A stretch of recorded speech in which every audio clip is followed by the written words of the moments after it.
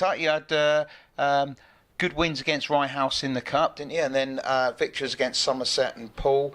You had 3 defeats to follow that, and then you made a change, didn't you? Emil Grondel was removed, and you brought Danny Gatmeyer in. And tell us a bit more about the thinking behind that at the time, because one or two people have in the past said that you've been perhaps too loyal to riders in the past and stuck with riders too long instead of making changes quicker. I will always give people the benefit of the doubt and give them the chance. But if I can see that there ain't going to be any improvement, and then it's time to make a change. I thought Danny. I kept seeing his scores on the continent and saw his scores in the Premier League and Championship, and I thought, he gets stuck in. But never really worked out, to be fair. Yeah, and it was riding with Nick Morris at Berwick, so I'm guessing Nick had with information to give to you. No, it was me. Nick sort of said, well, he sort of has sort of one good meeting, then he has a bad meeting, so it was like, what do we do? All I was doing was clasping at straws. We were looking for that out and out rider that we could snap up and find, really.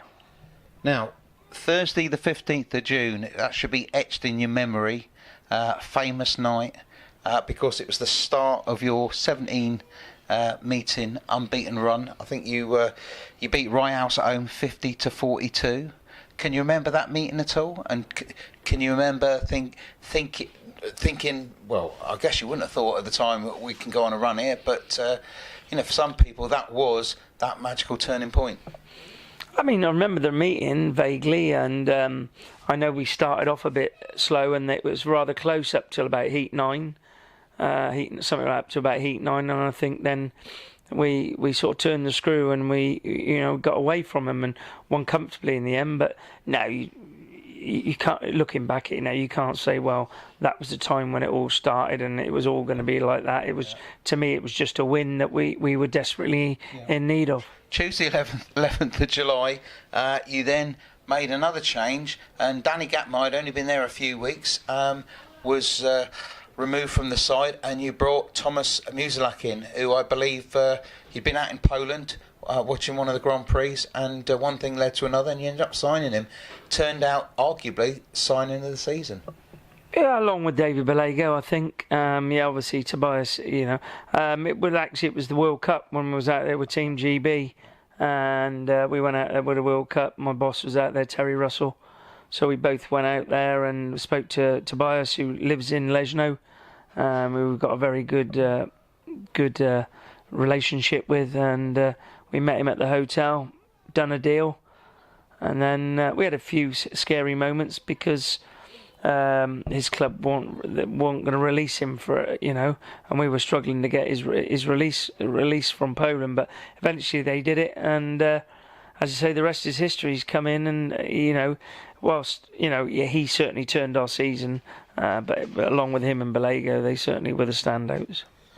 And as you say, signing the season, David Bellego, who's now a club asset, Tobias as well coming in. Some would argue that signing Jason at the beginning of the season was the signing of the season for you. Oh, we could say Nick Morris, because there's a lot of people that wrote Nick Morris off at the start of the year. I think Nick's had a fantastic year this year, and he's probably, for my opinion, the most consistent rider.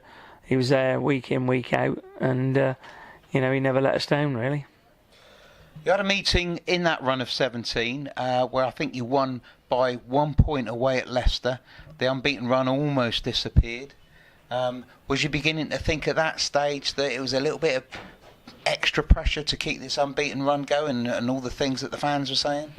No, to be honest, it's nice having all these runs and that, but really never entered our heads. It only started becoming an issue when you start getting into the double figures, when you get into 12s, 13s, 14s, 15s, 16s, the 17s. That's when people were like, oh, is it a record? Oh, you ask the riders up until the day of when we made it, they never had a clue.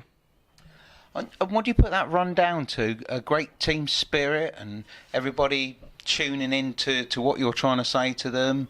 Is there a magic component to it, or it was just so many things came together at the right time? I think just you can't say that it's what anything I did or we do. You can lead a horse to water, but you can't make him drink it. So end of the day, they're the guys that performed on the track. You know, we do discuss things and try things, but I think it's just one of them things. Yeah.